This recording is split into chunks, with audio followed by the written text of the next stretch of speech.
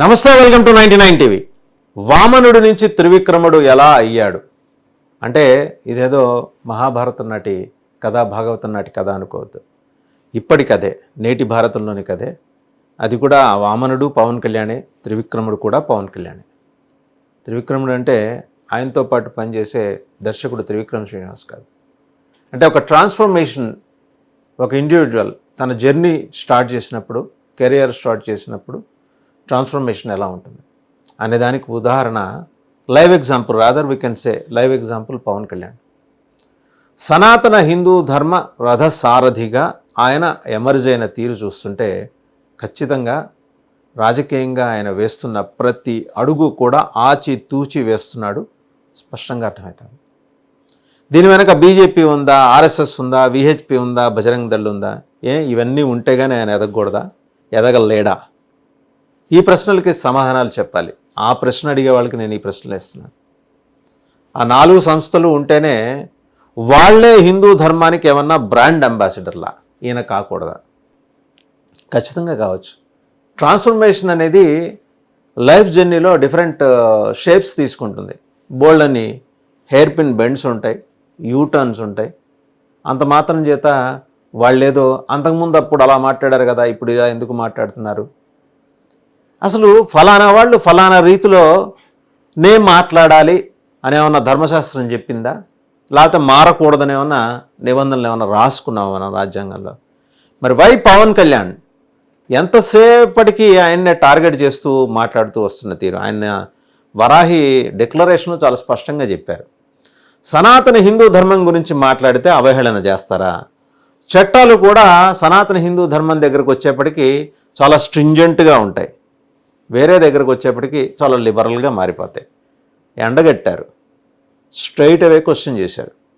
అలాగే జగన్మోహన్ రెడ్డి గారి గత నేర చరిత్రని పరిగణనలోకి తీసుకోవాలి. తిరుమల లడ్డు వ్యవహారం, ఆ మాటకు వస్తే తిరుమలలో జరిగిన అపవిత్రీకరణకు సంబంధించిన పరిశోధన పూర్తి స్థాయిలో జరిగేప్పుడు వ్యాలిడ్ డిమాండే. చాలా సందర్భాల్లో సుప్రీంకోర్టు కానీ హైకోర్టులు కానీ ఈ వ్యాఖ్యానాలు చేసే ఏమని, నిందితుడు ఎక్యూజ్డ్ని నిందితుడైన నేరం నిరూపణ అయిన తర్వాత దోషి, నిందితుడి గత చరిత్ర చూసిన దరిమిలా శాంతం పరిశీలించిన తర్వాత ఈ నిర్ణయానికి కోర్టు వస్తున్నదని భావిస్తున్నాం, కోర్టు వస్తోంది అని చెప్తున్నాం అనే మాటలు మనం లోగడ విన్నాం. సో ఆ క్రమంలో ఆయన అన్నారు. కానీ అదేదో జగన్మోహన్ రెడ్డి గారి మీద వ్యక్తిగతంగా దాడి చేసేయాలి అనే పద్ధతిలో ఆయన మాట్లాడాలి. దానికి సంబంధించింది కూడా ఆయన చాలా క్లారిటీతో చెప్పారు. ఆయన హయాంలో జరిగింది కాబట్టి ఆయన బాధ్యత వహించాలి, అంతేగాని జగన్మోహన్ రెడ్డి డైరెక్ట్గా ట్రక్కుల్లో నెయ్యి తోలుకుంటూ వెళ్ళి తీసుకొచ్చి తిరుమలలో ఇచ్చాడనే మాట అనలేదు ఆయన.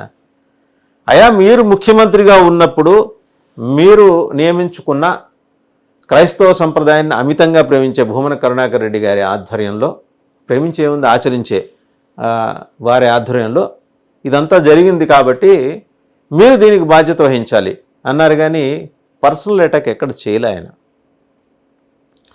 సరే, డిక్లరేషన్ గొడవ దగ్గరికి వచ్చేప్పటికీ జగన్మోహన్ రెడ్డి చెయ్యింది పవన్ కళ్యాణ్ చేసి చూపించారు.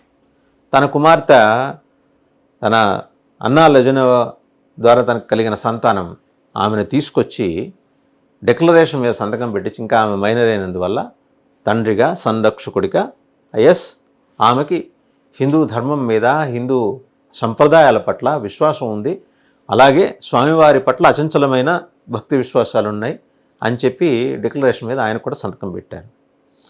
తను చేసి చూపించిన తర్వాత ఇతరులకు చెప్పే అలవాటు పవన్ కళ్యాణ్కి ఉంది అనేది ఇక్కడ నిరూపించుకోవాలి. తాపకి ఆయన్ని కెలికే ప్రయత్నం చేయొద్దు. అది వైసీపీ కావచ్చు, టీడీపీలో అంతర్గతంగా ఆయన ఎదుగుదలని అభిలషించని కొందరు సీనియర్ నాయకులు, కొందరు వారసులు కూడా కావచ్చు, ఆ నాయకులు వారసులు కూడా కావచ్చు. బెంగెట్టుకోమాకండి, హీఈస్ ద థర్డ్ ఆల్టర్నేటివ్. తృతీయ ప్రత్యామ్నాయంగా రాష్ట్రంలో ఆవిర్భవిస్తున్నాడు. వామనుడు ఎలా వస్తాడు బలిచక్రవర్తి దగ్గరికి? ఒక చిన్న పిల్లాడి మాదిరి వస్తాడు, 5-6 ఏళ్ల పిల్లాడి మాదిరి, ఒక బ్రహ్మచారిగా వస్తాడు. ముచ్చట పడతాడు బలిచక్రవర్తి. చిన్న పసిపిల్లవాడు, అప్పుడే బంగారు యజ్ఞోపవీతం తీసుకుని తన దగ్గరకు వచ్చాడు. తన చక్రవర్తి, అసుర చక్రవర్తి. సరే, ఆయన ఏదో ఆ యజ్ఞానికో యాగానికో కూర్చున్నప్పుడు వచ్చాడు కాబట్టి దానం కోసం వచ్చాడు కదా, అడుగమంటాడు. శుక్రాచార్యుడు వచ్చి ఆయన చెవిలో చెబుతాడు, వచ్చినవాడు వాడేమి 5-6 ఏళ్ల పిల్లాడు కాదు, అమాయకపు బాలకుడు కాదు, సాక్షాత్తు శ్రీ మహావిష్ణువు నిన్ను ఏమార్చటానికి వచ్చాడు అని. అయినా సంతోషించాడు బలిచక్రవర్తి. అందరికీ ఇచ్చే చెయ్యి ఈరోజు నన్ను అడుగుతోంది కదా ఇలాగా అని. వచ్చి ఏం కావాలి అంటే 3 అడుగులు కావాలంటాడు ఆయన. అంటున్నప్పుడు ఈయన అర్ఘ్యపాత్ర ద్వారా దానం ఇస్తున్నప్పుడు శుక్రాచార్యుడు ఆ పాత్రలో ఒక పురుగు మాదిరి అడ్డుపడతాడు. ఈ చిన్న పిల్లవాడు వామనుడు ఒక దర్భపుల్లతోటి అందులో గుచ్చుతాడు. అందుకనే శుక్రాచార్యుడికి ఒక కన్ను పోతుంది. సరే, మొత్తానికి దానం ఇచ్చిన తర్వాత ఒక అడుగు భూమి మీద వేస్తాడు. భూమి అంతా ఆక్రమించేస్తుంది. 2వ అడుగు ఆకాశం మీద వేస్తాడు. మరి 3వ అడుగు ఎక్కడ వేయమంటావు బలిచక్రవర్తి అన్నాడు. అడుగుతాడు. శ్రీ మహావిష్ణువు వచ్చి అడిగిన తర్వాత ఆయన నా నెత్తి మీద వెయ్యి, నీ పాదస్పర్శతోటి నేను పునీతమవుతానని. పునీతుడయ్యాడు. అసురుడైనా సరే పునీతుడయ్యాడు. శ్రీ మహావిష్ణువు పాదము ఆయన నెత్తి మీద వేయించుకొని పునీతుడయ్యాడు. పాతాళానికి తొక్కేస్తాడు. ఇవాళ జగన్మోహన్ రెడ్డి కూడా చేస్తోంది అదే. హిందూ ధర్మానికి వ్యతిరేకంగా, రాదర్ సనాతన ధర్మానికి వ్యతిరేకంగా మాట్లాడే వాళ్ళ విషయంలో ఆయన చాలా కటువుగా, నిర్దుష్టంగా వ్యవహరించాలనుకున్నాడు. ఆయన తీసుకున్న దీక్ష మీద అవహేళన, ఆయన ఆహార్యం మీద, వస్త్రధారణ మీద ఎగతాళి. ఎవరేమని అనుకున్నా సరే ముందరకు వెళ్ళే పద్ధతిలోనే ఆయన వెళ్తున్నాడు. ఇన్నాళ్ళకి శ్రీరామచంద్రమూర్తికి తామే బ్రాండ్ అంబాసిడర్స్ అని చెప్పుకుంటున్న బీజేపీ చేయలేకపోయింది.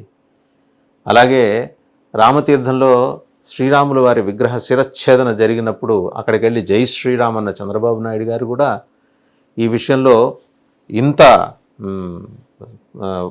ఉత్సాహంగా ముందుకొచ్చి, ఇంత స్ఫూర్తిగా ముందుకొచ్చి ఆయన ఏం ప్రకటన చేయలేదు. కానీ సనాతన ధర్మ పరిరక్షణ బోర్డు ఉండాలని చెప్పి పవన్ కళ్యాణ్ ముందుకొచ్చారు. దీనికి గట్స్ కావాలి. దేశవ్యాప్తంగా కులమతాలుగా చీలిపోయిన ఒక 78 రకాల సమాజాలు ఉన్న చోట ఆ 78 రకాల సమాజాలని ఒక దగ్గరికి తీసుకొచ్చే ప్రయత్నం, ఒక బృహత్ ప్రయత్నం చేయగలిగింది వామనుడు లాంటి పవన్ కళ్యాణ్. త్రివిక్రముడు అయ్యాడు. సో ప్రతిసారి ఆయన త్రివిక్రముడు అయ్యాడా లేదా అని లిట్మస్ టెస్ట్ చేయక్కర్లేదు. ఆయన అయ్యాడు, నిరూపించుకున్నాడు. దేవదేవుడి సమక్షంలోనే ఆ నిరూపణ జరిగింది. తిరుమల వెంకన్న కూడా అబ్బురంగా చూశాడు. ఆయన వచ్చి ప్రాయశ్చిత్త దీక్ష విరమణ చేసిన తర్వాత తిరుమలలో దర్శనం చేసుకొని తన బిడ్డల్ని తీసుకొచ్చి దర్శనం చేయించి, స్వామివారికి దర్శనం చేయించి, అవసరమైన చోట డిక్లరేషన్ ఇచ్చి, ధర్మానికి తాను ఎంత బద్ధుడినో చట్టానికి కూడా అంతే బద్ధుణ్ణి అని నిరూపించుకున్నారు. అది కదా కావాల్సింది. జగన్మోహన్ రెడ్డి గారు వీలైతే కొంత చదవండి, వామన చరిత్ర చదవండి, ఆ వామన చరిత్ర చదవండి, ఈ త్రివిక్రముడి చరిత్ర చదవండి. విషయాలు బోధపడతాయి. సమాజాన్ని గోకితే రక్తం గారుతుంది. సమాజంలో కలిసి వెళ్తే ఆహ్లాదంగా ముందుకెళ్ళచ్చు.